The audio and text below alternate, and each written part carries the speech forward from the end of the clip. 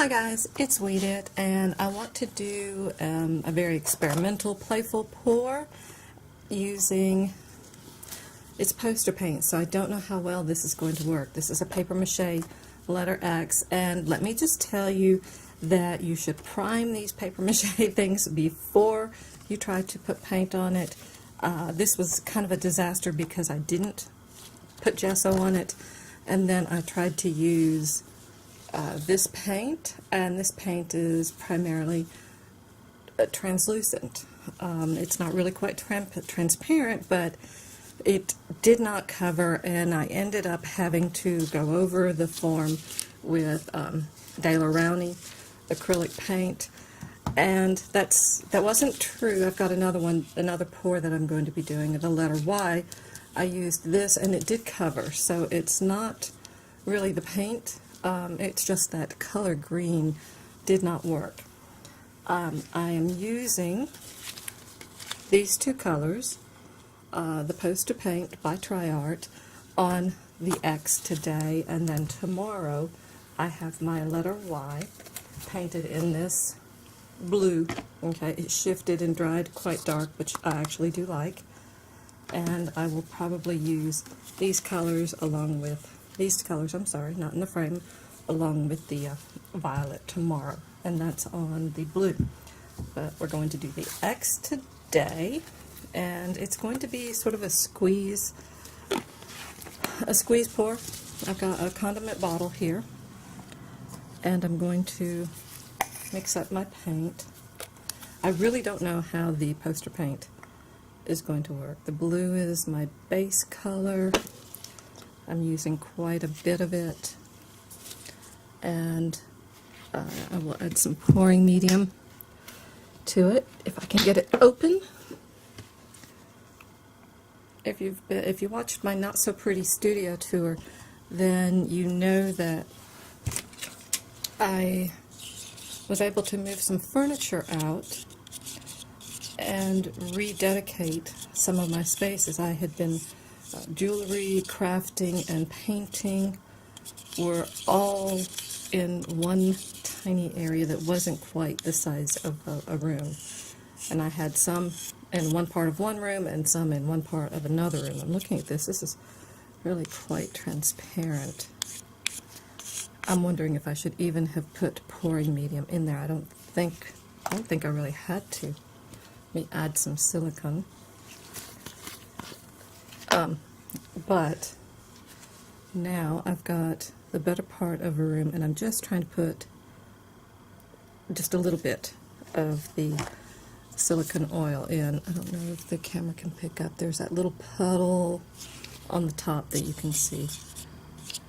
Okay. Alright. There's my blue. And now let's mix up the yellow. So the jewelry is in the better part of a room, and I actually have all my jewelry stuff now together. It had been spread out, so it's all in one area, which is really nice. I guess I'll add a little bit of pouring medium to thin that. I'm not in frame.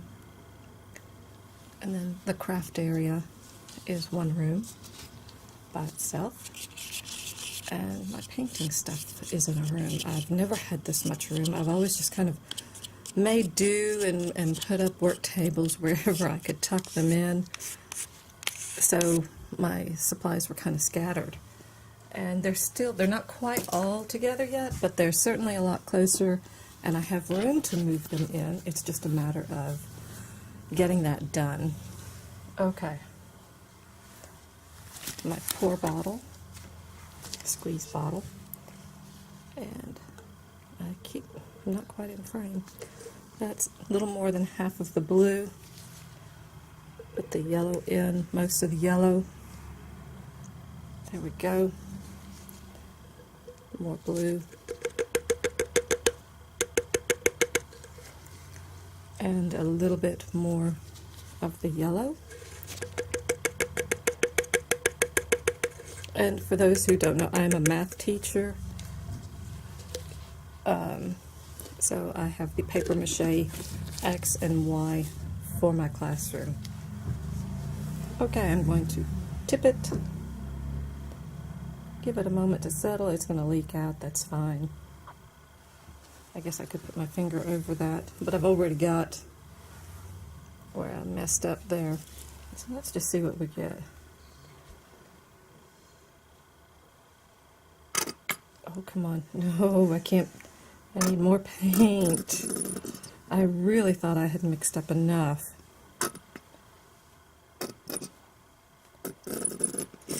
Okay. We can regroup. Let's get some more blue. And this time I'm just dumping the blue right in.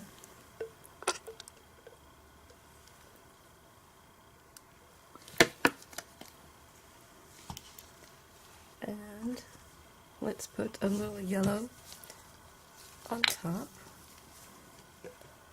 of that blue. And I just squirted it in there, that's all. I'll put a little bit of pouring medium so it's fluid. And there, I just basically kind of covered the top. I didn't put a whole lot in. I will add just a little bit of silicone to that. I have no idea what that does.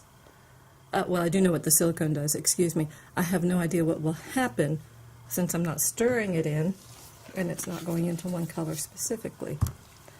But this is poster paint, so I have no idea how that's going to work anyway. Okay. Tip it.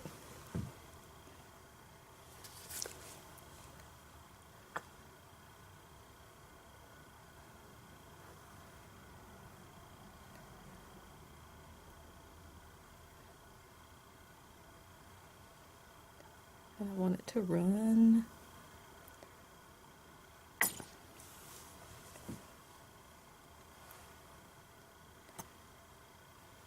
Okay, I'm totally just playing here. And there we go. That's kind of interesting.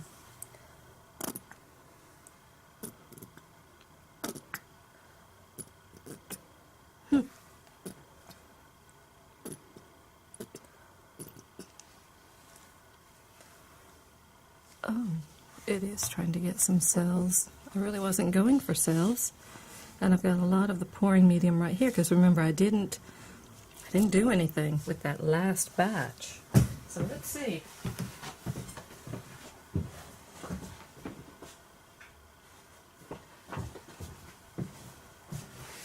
I didn't have my torch ready because I wasn't going to use it, but